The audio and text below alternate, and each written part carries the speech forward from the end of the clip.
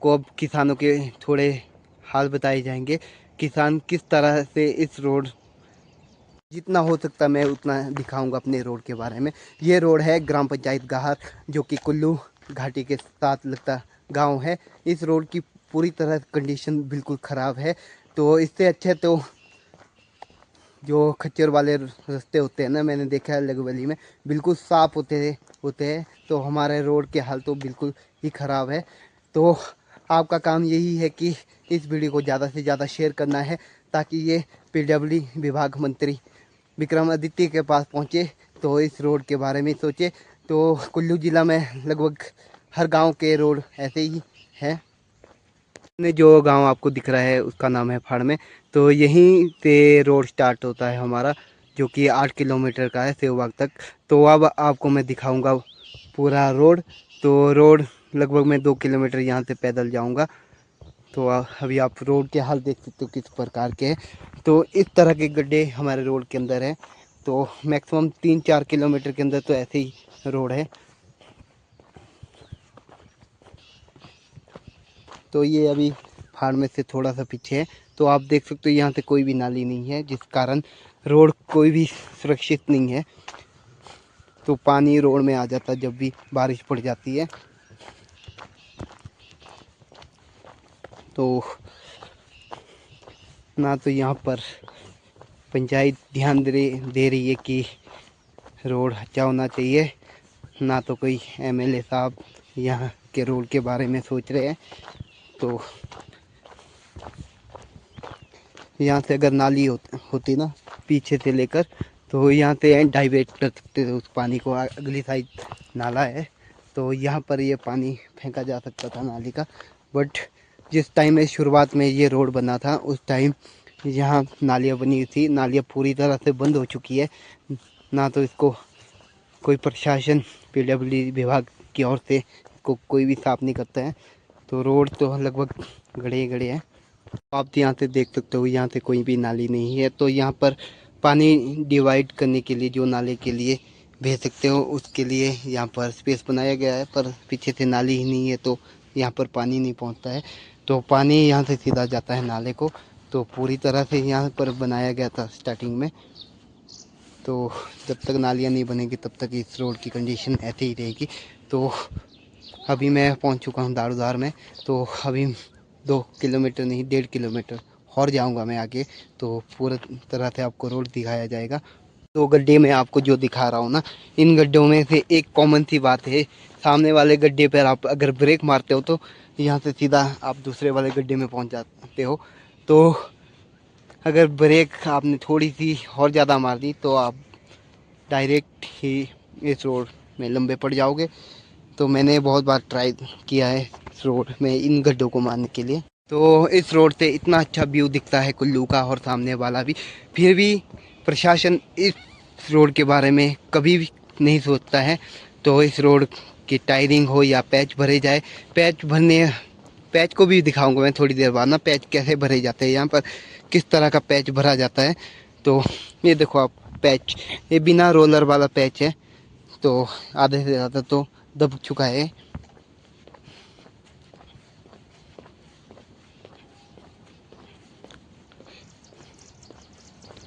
तो ये tourist point बन सकता है अगर इस रोड की कंडीशन अच्छी हो। तो यहाँ पर लोग बैठने आ सकते हैं, कुछ देर टाइम स्पेंड कर सकते हैं।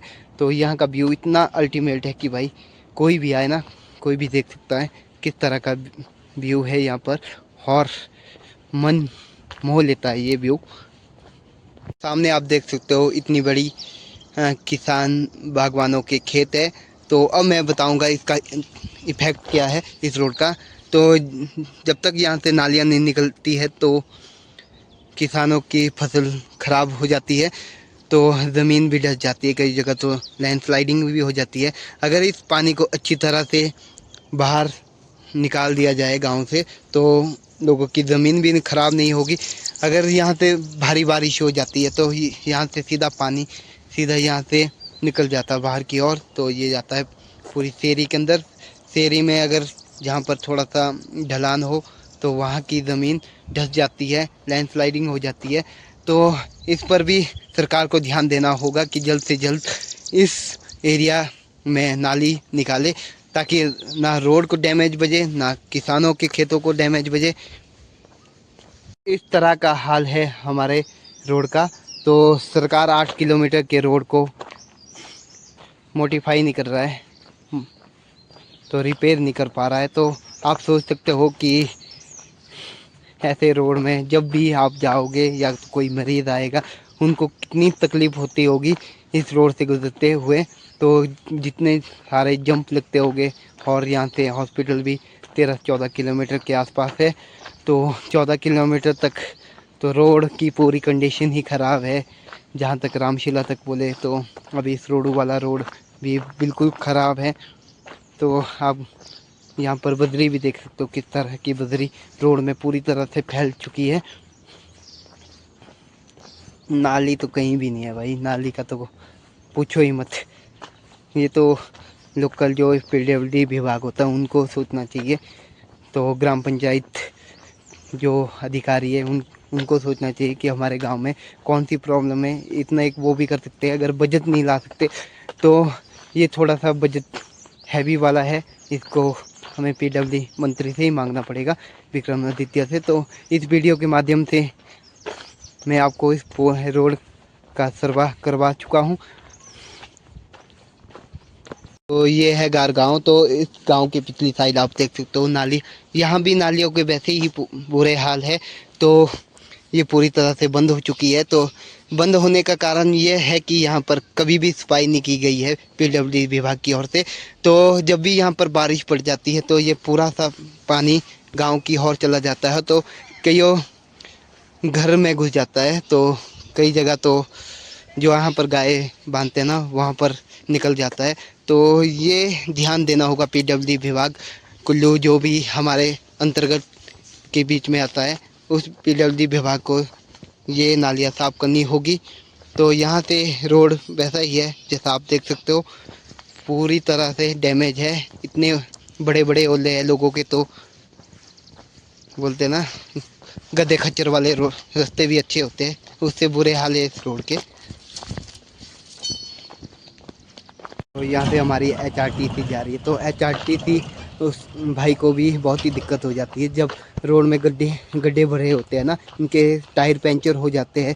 तो इनके जो तेल की एवरेज है वो नहीं आ जाती है, तो रोड बिल्कुल ख़राब है। तो इनको भी एवरेज देना बहुत ही मुश्किल होता है सरकार के लिए। तो अगर सरकार अच्छे रोड बनाए तो इनको एवरेज देने में कोई दिक्कत नहीं आएगी। थोड़ी सी कोशिश पीडब्ल्यूडी विभाग द्वारा की गई है।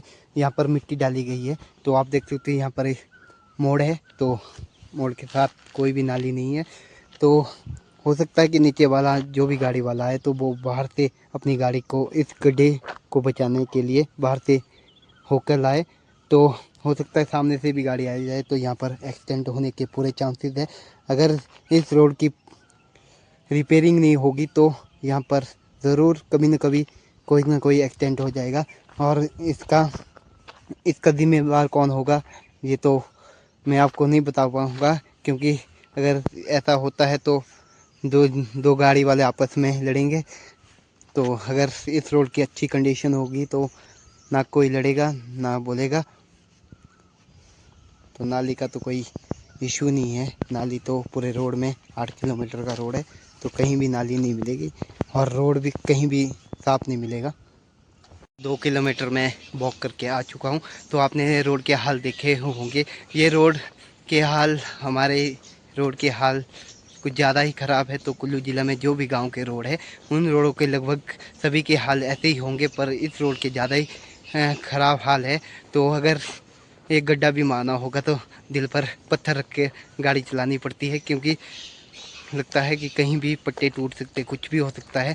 तो रिपेयरिंग इसकी बहुत ज़रूरी है।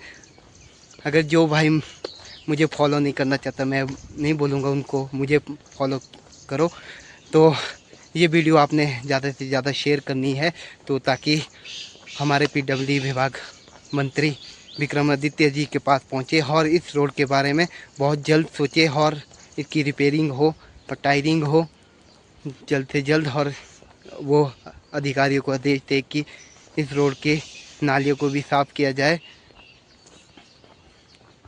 भाई बहुत बुरे हाल हैं, मैं कुछ नहीं बोल सकता हूँ। तो जो डेली यहाँ पर चलता है ना इस रोड में, वो ही जाने किस तरह से चलता है। कभी कभार आने वाले लोग तो एडजस्ट कर लेते हैं इस रोड को। देख सकते हो कि पूरा रोड ही गायब है, तो यहाँ पर तो कुछ भी काला नहीं दिख रहा है। तो ये रोड बिल्कुल ही डैमेज हो चुका है। तो यहाँ से थोड़ा कच्चा रोड आता है 100 मीटर का, तो इस रोड को अभी फिलहाल छोड़ देते हैं, क्योंकि यहाँ पर अभी थोड़ा सी चला हुआ है। तो जितना रोड मैंने आपको पीछे से दिखाया उससे अच्छा तो ये रोड है, फिर भी इसकी कंडीशन ठीक है। तो ये प्राइवेट लैंड है अभी, तो अभी यहाँ पर थोड़ी सरकारी कार्रवाई हो रही है, तो वो अभी ऐसे ही छोड़ दिया गया है। जैसा कि मैंने आपको बताया था कि ये टूरिस्ट रोड है, तो यहाँ आप देख सकते हो, यहाँ से टूरिस्ट भी अभी घूम रहे हैं इस रोड में। तो इस रोड की कंडीशन को देखते हुए इस रोड में कोई भी घूमना पसंद नहीं करेगा। आगे आगे आप भी आगे।